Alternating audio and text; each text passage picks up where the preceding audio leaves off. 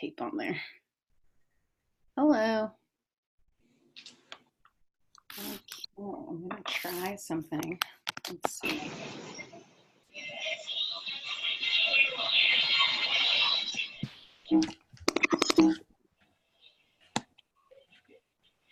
Gonna do. I thought I was gonna mute everyone, but it didn't work.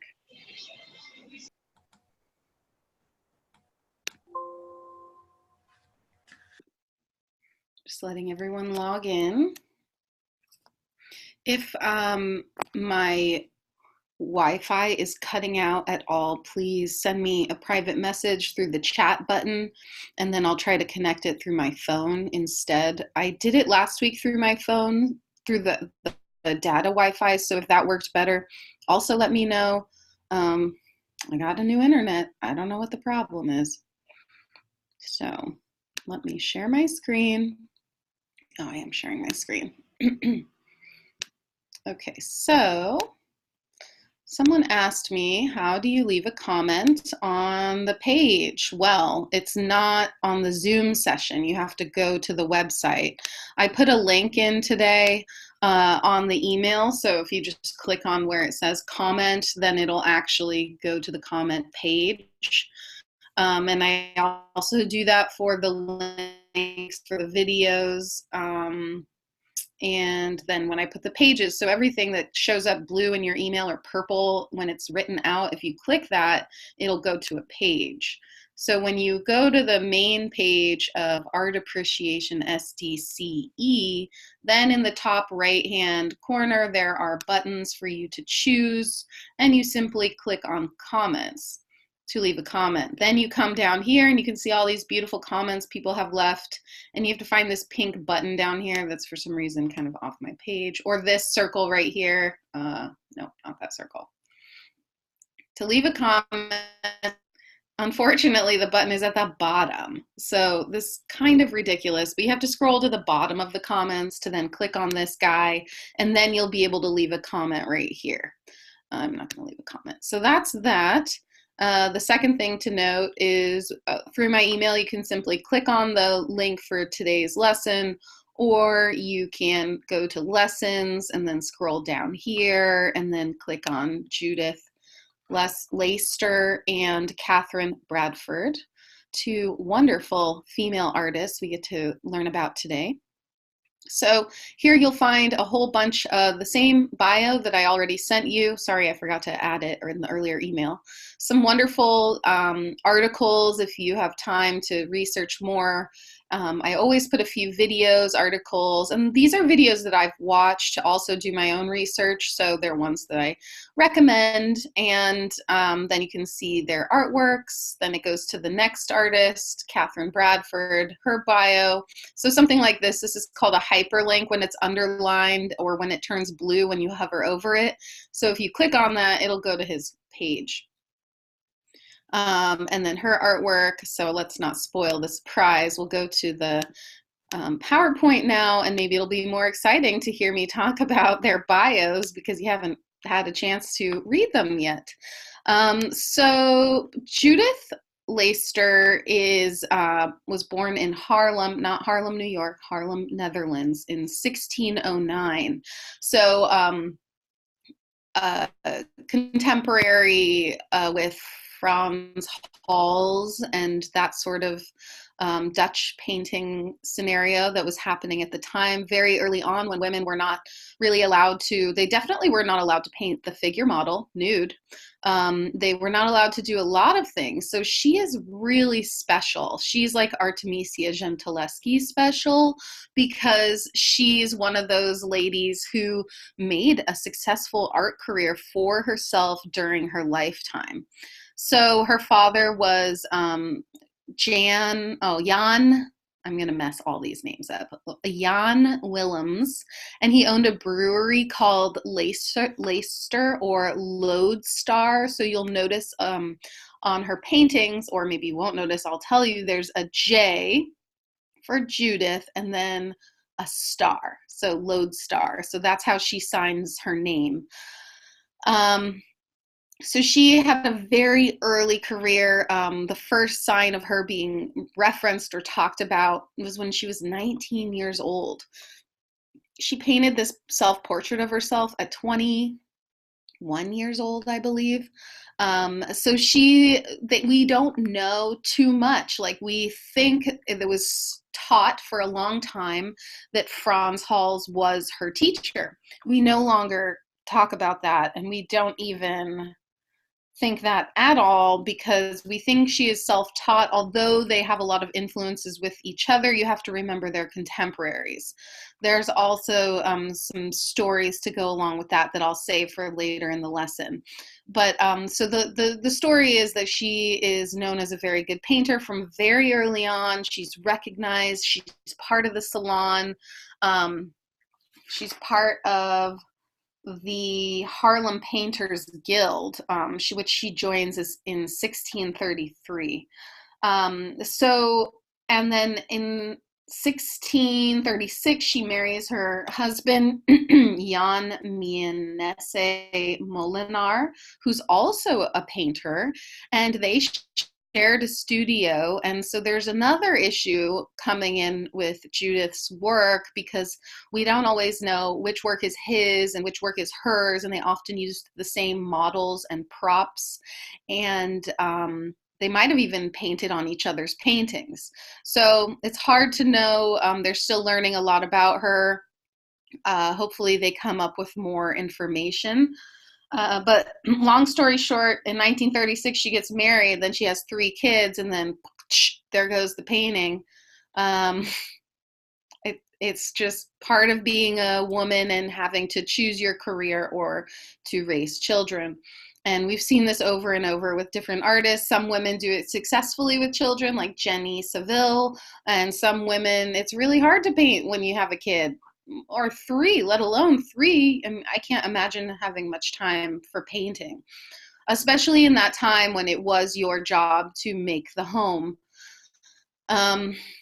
So there's a couple famous paintings here that we'll talk about in the upcoming slides. And I'm going to move on to, so Judith, after she has her children, raises her children, they move a couple times, and in 1660 is where she passes away in Hempstead.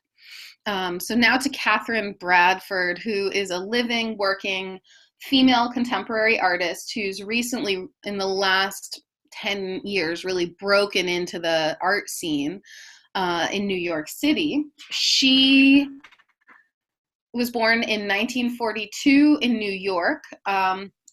She went to Briar Mauer College, and her MFA at SUNY Purchase. What's interesting about Katherine,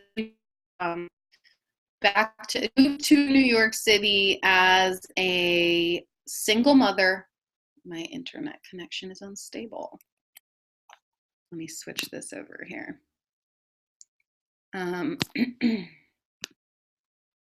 See if we can get this one. Okay.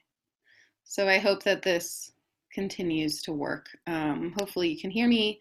I saw that it said my internet connection was unstable, so I just switched it over to my phone internet, so we'll see if that works better.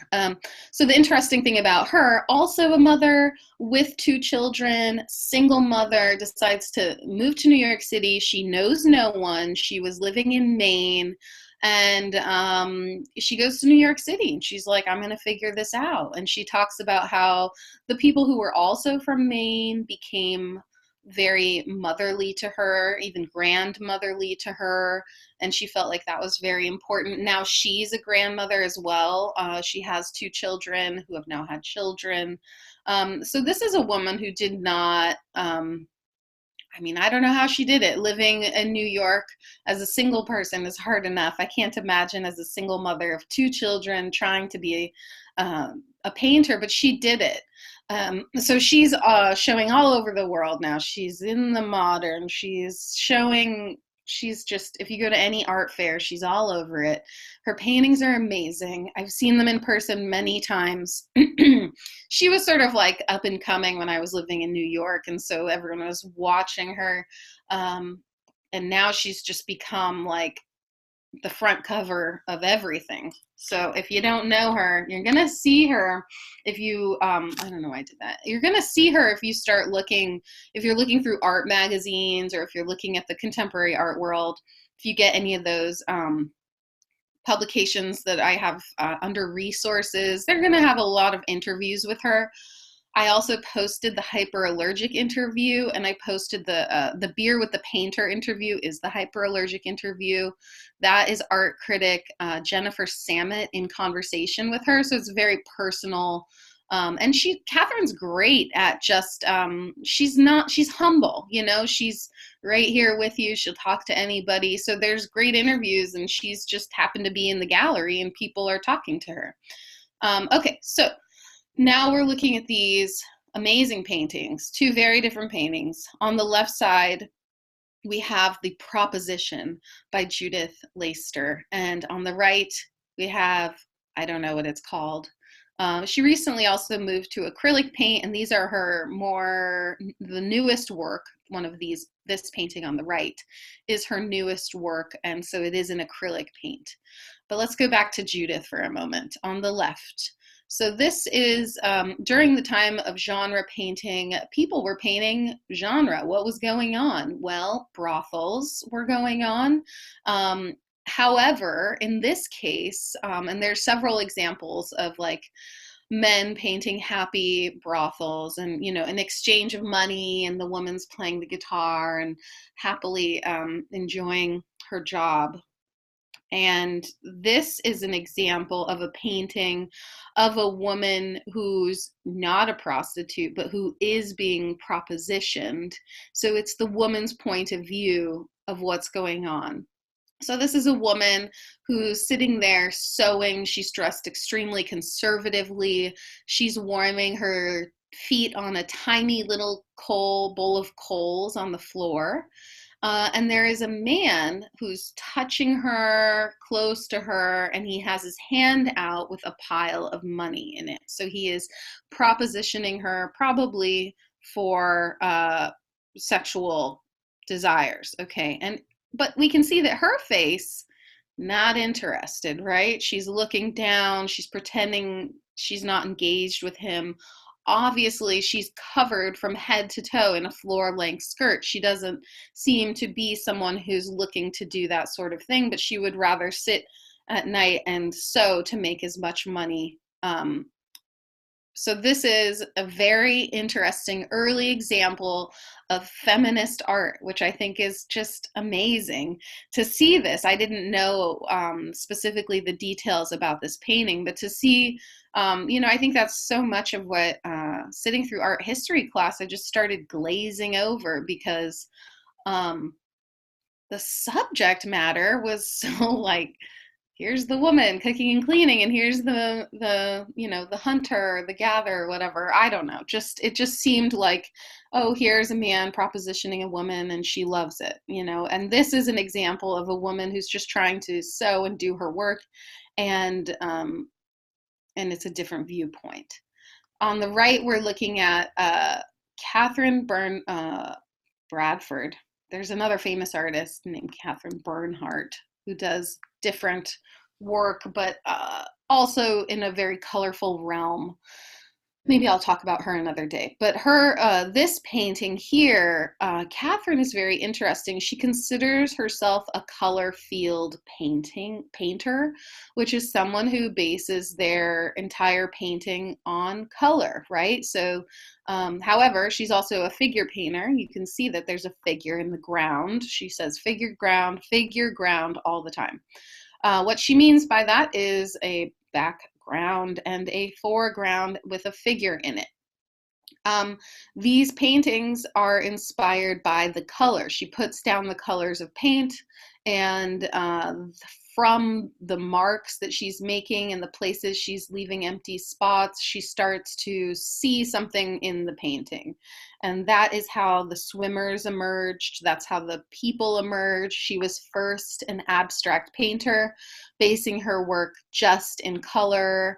Someone like Morris Louis is someone to Google if you're wondering what a colored field painter is, or Rothko's a color field painter.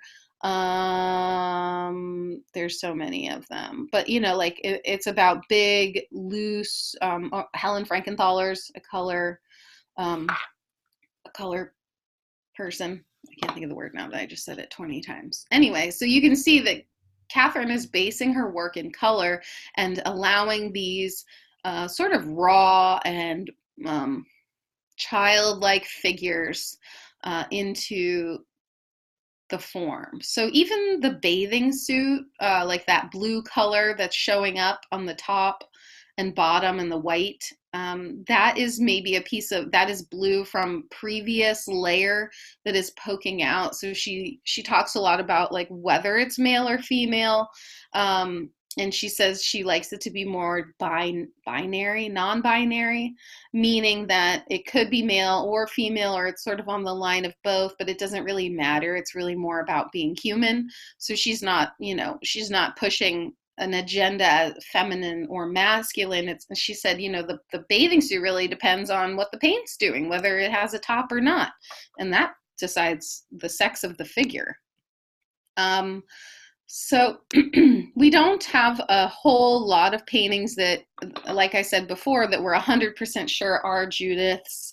And there's even a story of a painting that was thought to be Franz Hall's for many years. And then it was discovered when they cleaned it that it was signed with a J and a star. And they were so appalled by that, they then hid the painting and stopped showing it because it was made by a woman and it wasn't made by Franz Hals.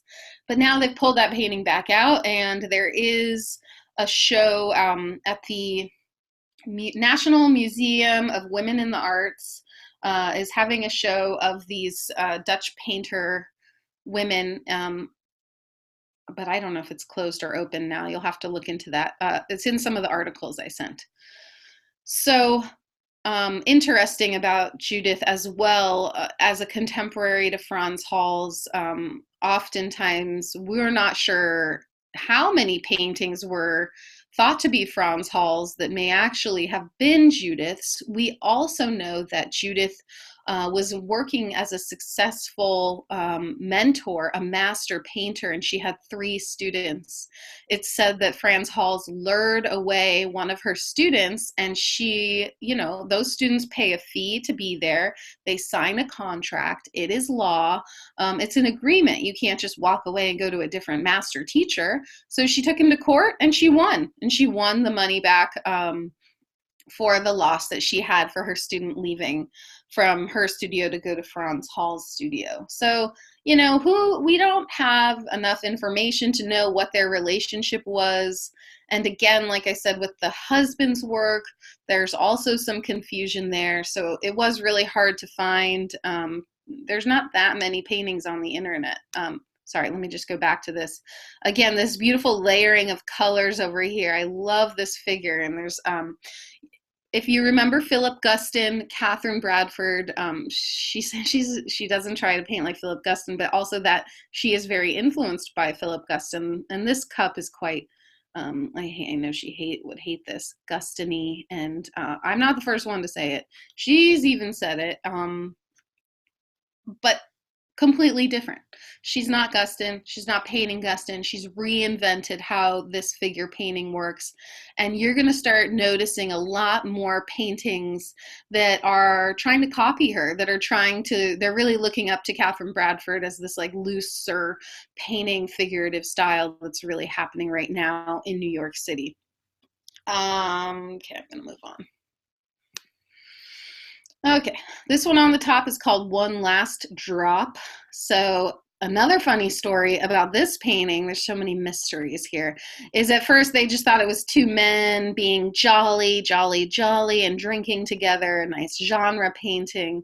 But then later, many years later, they clean the painting, and what do they find?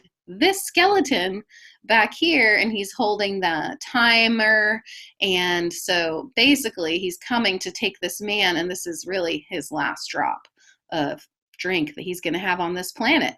So it's interesting to see how something can completely change. There's another example of a genre painting that is also about the brothels, but they thought that the hand was waving, and then come to find out after they cleaned it that it was holding up a bunch of money. So it was a different storyline than they thought it was.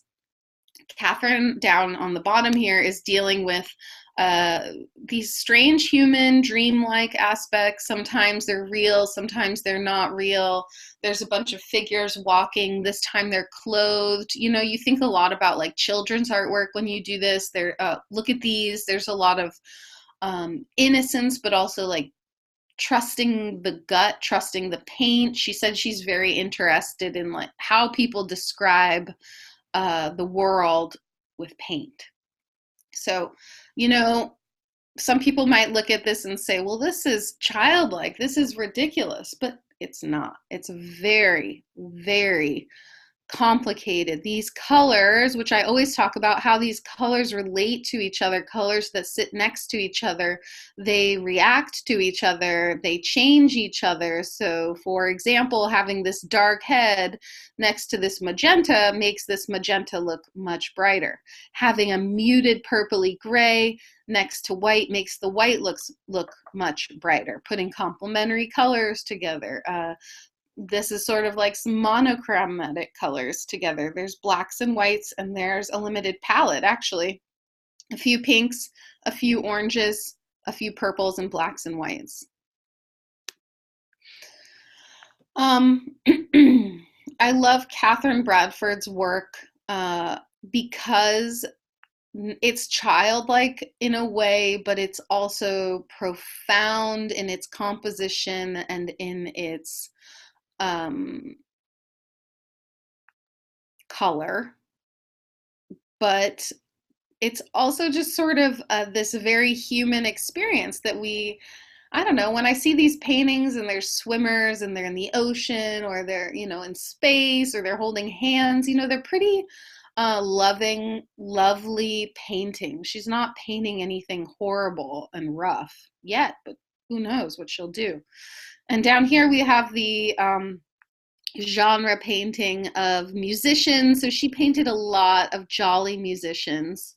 One thing I notice about Judith's paintings is the eyes are really weird.